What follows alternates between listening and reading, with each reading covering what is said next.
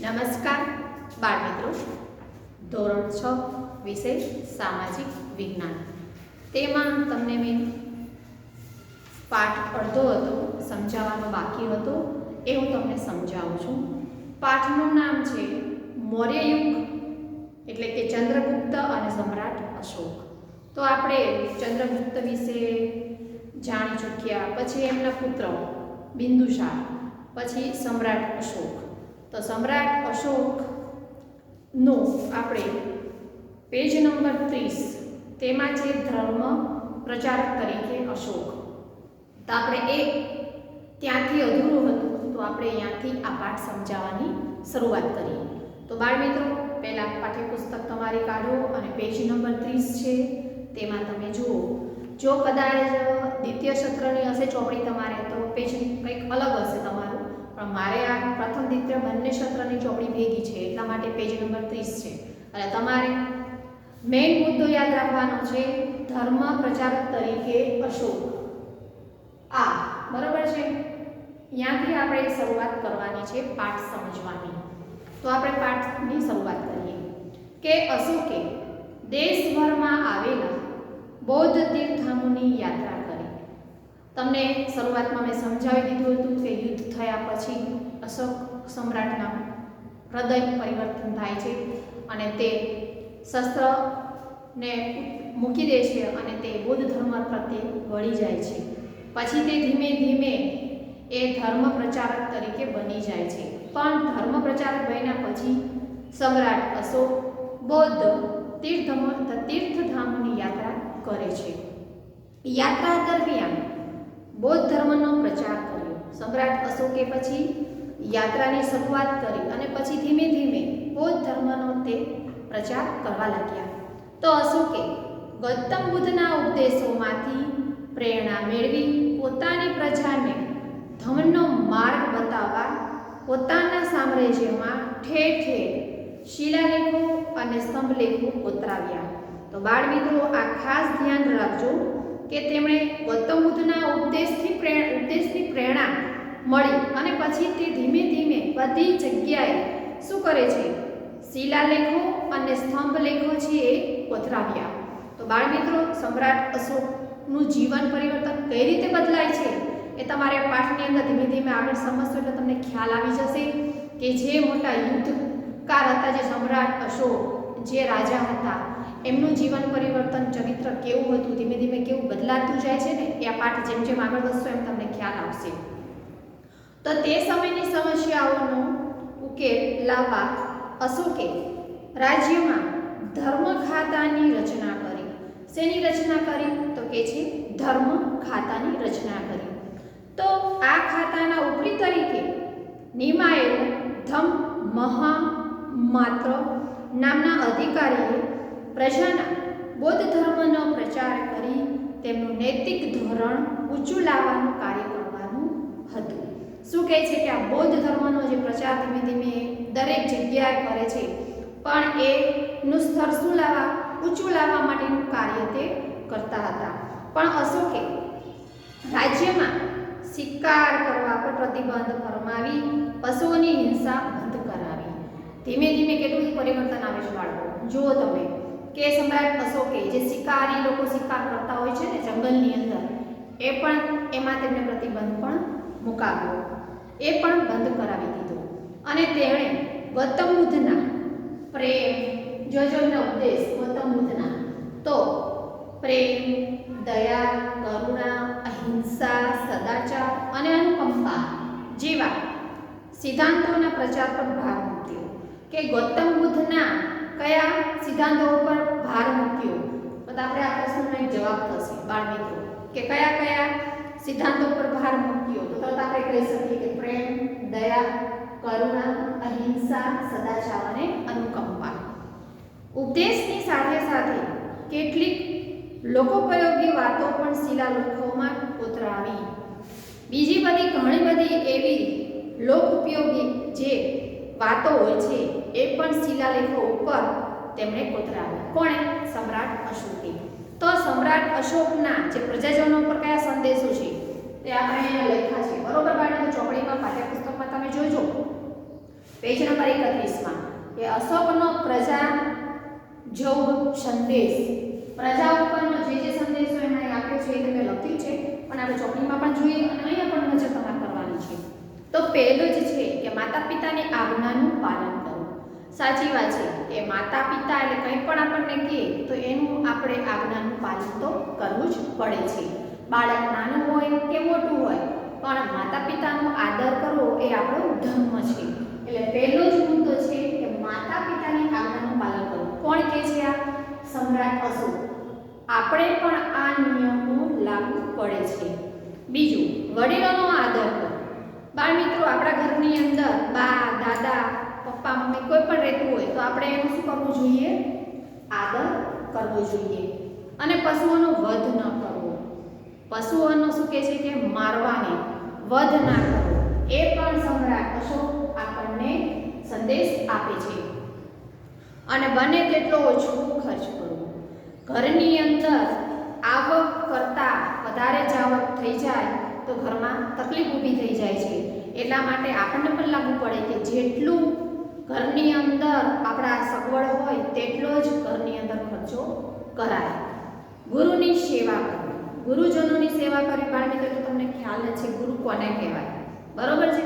આપણી સ્કૂલની અંદર ગુરુ પૂર્ણિમાના દિવસે સરસ મજાનો પ્રોગ્રામ થતો હોય છે. તેની અંદર આપણે ગુરુ પૂર્ણિમા વિશેનો પ્રોગ્રામ રાખીએ છીએ, બરોબર? તેની અંદર દરેક બાળ મિત્રો જે સ્કૂલની અંદર હોય છે, જે ને ભાગ લેતા હોય છે, એની અંદર તમે ગુરુ પૂર્ણિમા વિશે બોલતા હોય છો, ત્યાં તમને ખ્યાલ હશે કે ગુરુ કોને કહેવાય. બાળ મિત્રો, તો ગુરુની સેવા કરવી એવો ખાસ અશોક સમ્રાટ આ આપણને સંદેશ આપે છે કે ગુરુની સેવા કરવી. અને સ્ત્રીઓ અને નોકરો પ્રત્યે માયાળુ વર્તન રાખવું. સ્ત્રીઓ એટલે કે આપણે મમ્મી છે, દાદી છે, ઘરના કોઈ પણ ફિયા, માસી, કોઈ પણ સ્ત્રી આપણે હોઈ શકે, બહાર હોય કે બહાર સગાવાલા હોય કે દુનિયાને કોઈ પણ જગ્યાએ, પણ સ્ત્રીઓ અને નોકરો પ્રત્યે માયાળુ વર્તન રાખવું જોઈએ. બ્રાહ્મણો અને શ્રમણોને દાન કરવું. શું કહે છે કે બ્રાહ્મણને દાન કરવું એ મોટું દાન છે. એટલે કે છે સમ્રાટ અશોક કે બ્રાહ્મણો અને શ્રમણોને દાન આપવું જોઈએ. અન્ય ધર્મના મુખ્ય સિદ્ધાંતો સમજવાનો પ્રયત્ન કરી તેનો આદર કરવો. બીજા એવા ઘણા બધા છે સંદેશો, જે સિદ્ધાંતો છે, એના પર પણ આપણે શું કરવું જોઈએ? આદર કરવો જોઈએ. તો આપણે આ અશોક સમ્રાટના જે સંદેશ આપણને આપેલા છે પાઠ્યપુસ્તકની અંદર એ આપણે સમજવાના છે અને આપણા પર આ લાગુ પડે છે. એટલે આપણે આ નિયમ ઉપર આધારિત રાખીને જ આપણું જીવન જીવવું જોઈએ, તો કોઈ દિવસ આપણને તકલીફ પડે નહીં. તો હવે જોઈએ કે અશોકના પ્રજાજોગ સંદેશમાં આપવામાં આવેલ વિગતોમાંથી કઈ વિગતો વર્તમાન સમયમાં પ્રાસંગિક છે.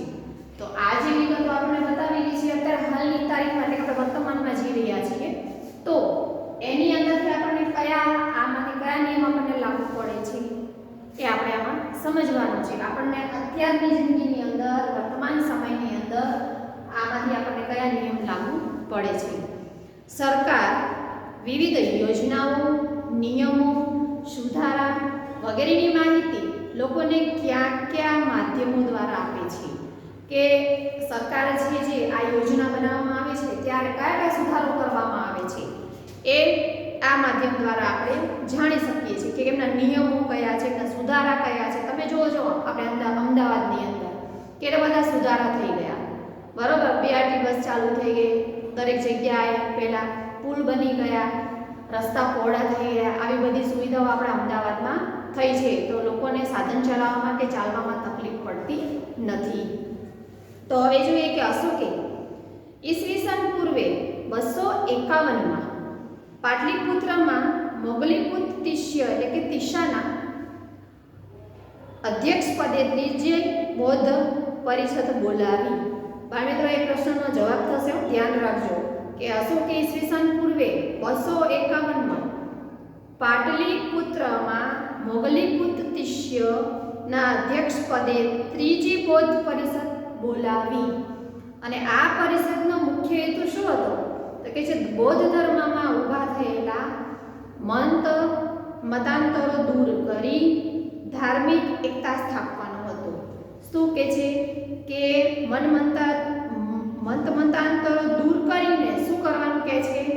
ધાર્મિક એકતા સ્થાપવાનું હતું.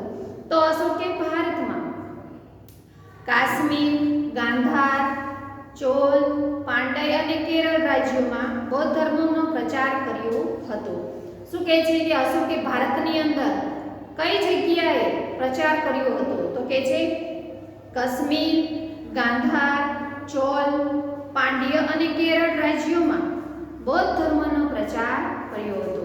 તો સમ્રાટ અશોકે બ્રહ્મદેશ એટલે કે મ્યાનમાર, યાદ રાખવાનું છે. જે કંઈ હું બોલું છું તમારે અંડરલાઈન કરતું જવાનું છે, એટલે પ્રશ્નનો જવાબ બને છે બાળ મિત્રો કે સમ્રાટ અશોકે બ્રહ્મદેશ એટલે કે મ્યાનમાર, પછી સિલોનમાં એટલે કે શ્રીલંકા થાય, અને સિરિયા એટલે ઇજિપ્ત અને મેસેડોનિયા વગેરે દેશોમાં ધર્મ પ્રચાર માટે ધર્મ પ્રચારક મંડળો મોકલ્યા.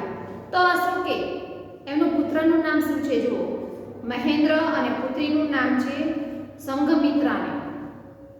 એમને પણ બૌદ્ધ ધર્મના પ્રચાર માટે સિલોન મોકલ્યા હતા. સિલોન એટલે કે શ્રીલંકા. સમ્રાટ અશોકનો એક પુત્ર અને એક પુત્રી હતા. એ પુત્રનું નામ હતું મહેન્દ્ર અને પુત્રીનું નામ હતું સંઘમિત્રાને. એ બંનેને બૌદ્ધ ધર્મના પ્રચાર માટે કઈ જગ્યાએ મોકલે છે? તો કે શ્રીલંકા. સિલોન એટલે કે શ્રીલંકા. એમને પણ ધર્મ ઉપર વાળે છે કે નહીં કે યુદ્ધ કરવા માટે. આમ અશોકે પોતાના શાસન દરમિયાન બૌદ્ધ ધર્મને રાજાશ્રય આપ્યો. કોને રાજાશ્રય આપ્યો? તો કે છે બૌદ્ધ ધર્મને. એમના પણ જે સંતાનો હોય છે એમને પણ ધર્મ તરફ તે વાળે છે. અશોકે ધર્મ પ્રચાર ઉપરાંત પ્રજા કલ્યાણના કાર્યો પણ કર્યા. શું કહે છે કે ધર્મ પ્રચારની ઉપરાંત એમણે શું કર્યું? તો કહે છે પ્રજા કલ્યાણના કાર્યો પણ કર્યા હતા. તો અશોકે માનવ અને પશુઓની સારવારની વ્યવસ્થા કરી. સમ્રાટ અશોકે શેની સારવારની વ્યવસ્થા કરી? તો કે છે પશુઓની અને માનવોની. પછી શું કર્યું એમણે? કૂવા ખોદાવ્યા, વૃક્ષો રોપ્યા અને રસ્તા બનાવ્યા અને વિશ્રામ ગૃહોનું નિર્માણ કરાવ્યું. કોને? સમ્રાટ અશોકે. જો એમના જીવનનું હૃદય પરિવર્તન કઈ રીતે થાય છે. એમણે લોકો માટે, પછી બધાય મનુષ્ય પ્રાણીઓ માટે, પછી વૃક્ષારોપણ, રસ્તા બનાવ્યા, વિશ્રામ ગૃહ બનાવ્યા. સમ્રાટ અશોકે ઘણું બધું એમની જીવનની અંદર આપણને હૃદય પરિવર્તન બનાવ્યું અને એ પણ આપણને ઉપયોગી જ બન્યું છે. તો અશોકના ગુણો અને તેના કાર્યોને લીધે ઇતિહાસમાં મહાન રાજવી તરીકે સ્થાન ધરાવે છે. બાળ મિત્રો ધ્યાન રાખો કે અશોકના ગુણો અને તેના કાર્યોને લીધે ઇતિહાસમાં મહાન રાજવી તરીકે સ્થાન ધરાવે છે. આપણે પણ કંઈક સારું કામ કરીએ તો આપણા કોઈ વખાણ કરે અને યાદ કરે, બરોબર છે. હવે સમ્રાટ અશોકે જો આટલું બધું કર્યું હોય લોકો માટે, પ્રજા માટે, તો હજી હાલની તારીખમાં પણ ઇતિહાસની અંદર તેમને મહાન રાજવી તરીકેનું સ્થાન તે ધરાવે છે. તો ઈસવીસન પૂર્વે 232માં સમ્રાટ અશોકનું અવસાન થયું. બાળ મિત્રો કઈ સાલમાં? કઈ? ઈસવીસન પૂર્વે 232માં સમ્રાટ અશોકનું અવસાન થયું. તો તેણે 36 વર્ષ શાસન કર્યું. સમ્રાટ અશોકે કેટલા વર્ષ શાસન કર્યું? પ્રશ્નનો જવાબ પૂછાય હવે તરત કહી શકીએ કે તેમણે 36 વર્ષ શાસન કર્યું. તો હવે મૌર્યોનું વહીવટી તંત્ર કેવું હતું? બરોબર. સમ્રાટ અશોકનું આપણે જે કંઈ પણ હતું એ જોઈ લીધું કે પ્રજાઓ માટે એમણે શું કર્યું અને એમનું અવસાન કઈ પૂર્વ સાલમાં થયું અને તેમણે કેટલા વર્ષ શાસન કર્યું એ આપણે જોઈ લીધું. તો હવે જોઈએ મૌર્ય યુગનું વહીવટી તંત્ર. મૌર્ય યુગનું વહીવટી તંત્ર. તો ધ્યાનથી સમજો કે ચંદ્રગુપ્ત મૌર્યએ વિશાળ સામ્રાજ્યનું નિર્માણ કર્યું. કોણે? ચંદ્રગુપ્તે. તો તેનો વિસ્તાર સમ્રાટ અશોકે કર્યો. છેલ્લે કોણે એનો વિસ્તાર કર્યો? તો કે છે સમ્રાટ અશોકે. તો વિશાળ મૌર્ય સામ્રાજ્યના વિભાગ પાડી તેનો સુવ્યવસ્થિત વહીવટ ચલાવવા માટેનું આયોજન ચંદ્રગુપ્તના મુખ્યમંત્રી અને પ્રખર રાજનીતિજ્ઞ વિષ્ણુગુપ્ત એટલે કે વિષ્ણુગુપ્ત ચાણક્ય એટલે કે કૌટિલ્ય દ્વારા કરવામાં આવ્યું હતું. જે ચાણક્યએ રાજનીતિકનું કૌટિલ્ય જે હતું એના દ્વારા આપણે આનું નિર્માણ એટલે કે કૌટિલ્ય દ્વારા કરવામાં આવ્યું હતું. તો આ સમયમાં વહીવટી તંત્રના 3 વિભાગો એટલે કે અંગો હતા. વિભાગો એટલે કે અંગો કયા હતા? તો આ 3 હતા. તે આપણે 3 વિભાગમાં વહેંચાયેલું છે. બાળકો તમે પાઠ્યપુસ્તકમાં જોઈ તો તમને ખ્યાલ આવી જશે કે મોરેલનું વહીવટી તંત્ર કેટલા વિભાગમાં વહેંચવામાં આવ્યું છે? તો કે છે 3 વિભાગમાં. તો કયું છે? કેન્દ્રીય, પ્રાંતીય અને પ્રાદેશિક એટલે કે સ્થાનિક. તો એ 3 વિભાગોને આપણે સમજવાના છે. વિભાગ એટલે કે અંગો. તો આપણે જોઈએ કેન્દ્રીય વહીવટી તંત્ર. તો આપણે આ જોઈએ કે સમ્રાટ રાજા શાસન વ્યવસ્થામાં કેન્દ્ર સ્થાને હતો. શું કહે છે? સમ્રાટ રાજા હોય છે એ આ કયા કેન્દ્ર સ્થાને હતા? તો કે છે શાસન વ્યવસ્થાના કેન્દ્ર સ્થાને હતા. તો તે સામ્રાજ્યનો શું ચલાવતા હતા? તો કે છે વહીવટી, લશ્કરી અને ન્યાયતંત્રનો વડો હતો. કોણ? તો કે છે સમ્રાટ અશોક. તો તેનું પદ વંશ પરંપરાગત હતું અને પાટલીપુત્ર અને તેની આજુબાજુનો પ્રદેશ સમ્રાટના સીધા અંકુશ હેઠળ હતો. તે મંત્રીઓ અને ઉચ્ચ અધિકારીઓની મદદથી વહીવટ ચલાવતો હતો. સમ્રાટ અશોક છે એ કોના દ્વારા વહીવટ ચલાવતા હતા? તો કે છે સમ્રાટ સીધા હેઠળ મંત્રીઓ અને ઉચ્ચ અધિકારીઓની મદદથી વહીવટ ચલાવતા હતા. અને ચાણક્ય એટલે કે કૌટિલ્ય એ કુલ 18 ખાતાઓ દર્શાવ્યા છે. ચાણક્ય એટલે કે કૌટિલ્ય છે એ કુલ કેટલા ખાતાઓ દર્શાવ્યા છે? તો કે છે 18.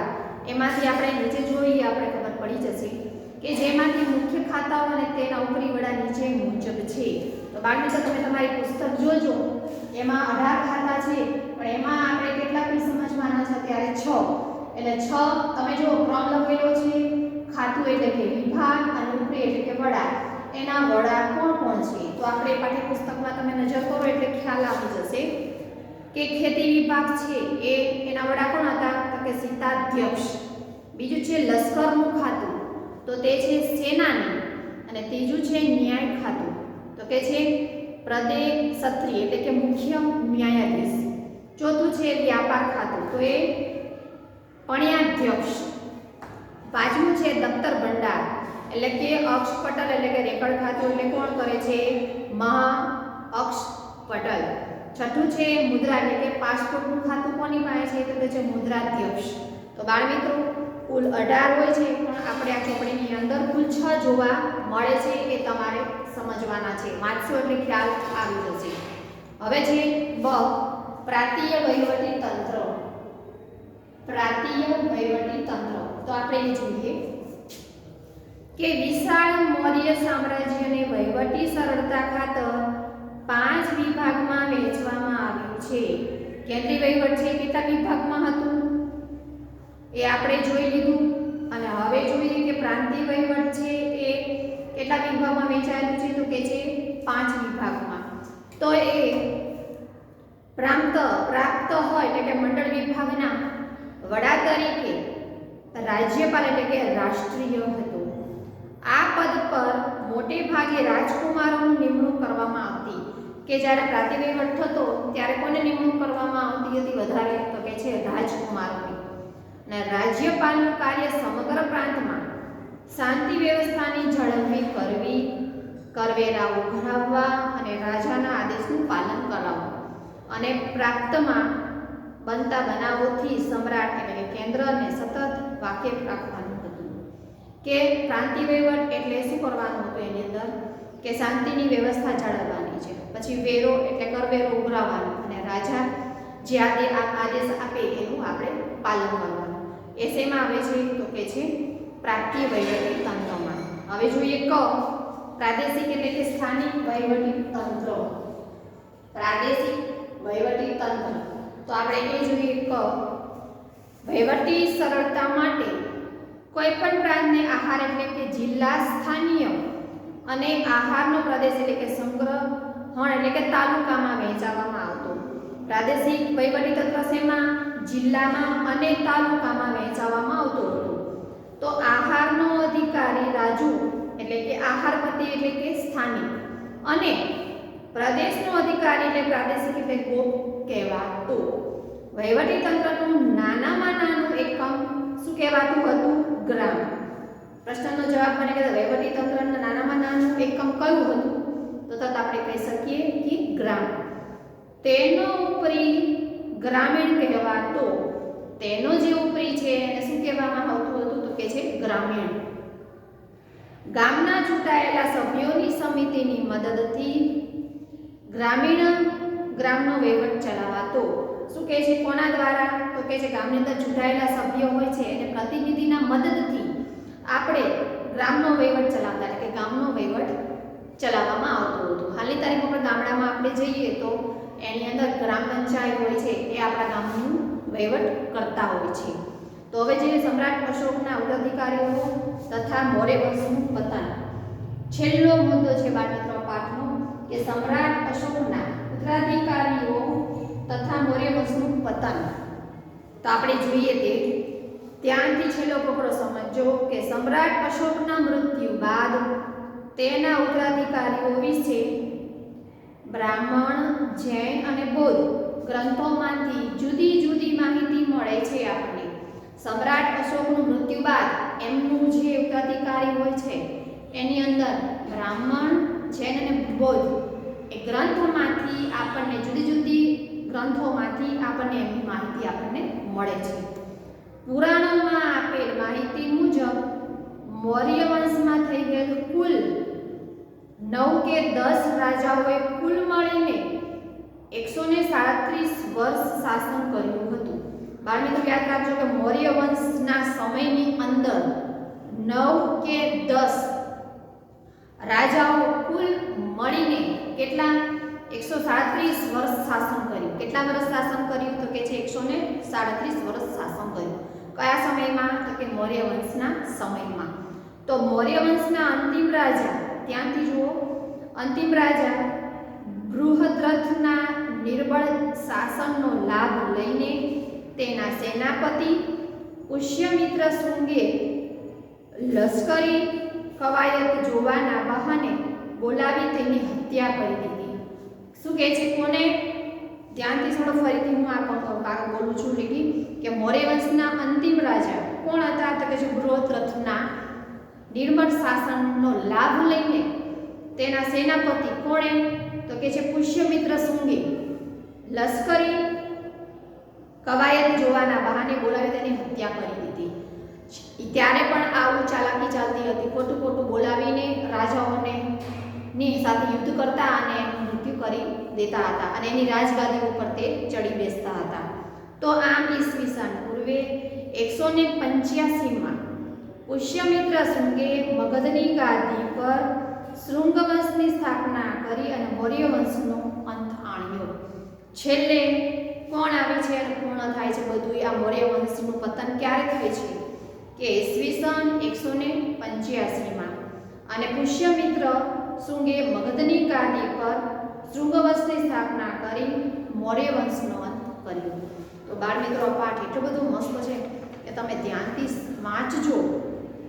વાંચવા ખાતર નહીં પણ તમારે આમાં પરીક્ષામાં ઘણું બધું પૂછાશે તો તમે વાંચશો, મહેનત કરશો તો તમને અવશ્ય આવડશે. અને બાળમિત્રો આજે આ પાઠ 6 સમજાવવાનો આખો પૂર્ણ થયો છે. તો હવે તમને હું પછીના વિડીયોની અંદર સ્વાધ્યાય તમને હું ચલાવીશ પાઠ 6નો. ત્યાં સુધી લેસનની અંદર આ પાઠ તમારે વાંચવાનો છે અને વાંચીને તમારે સમજવાનું રહેશે. પછીના વિડીયોમાં હું તમને સ્વાધ્યાય લખીને સમજાવીશ. આભાર.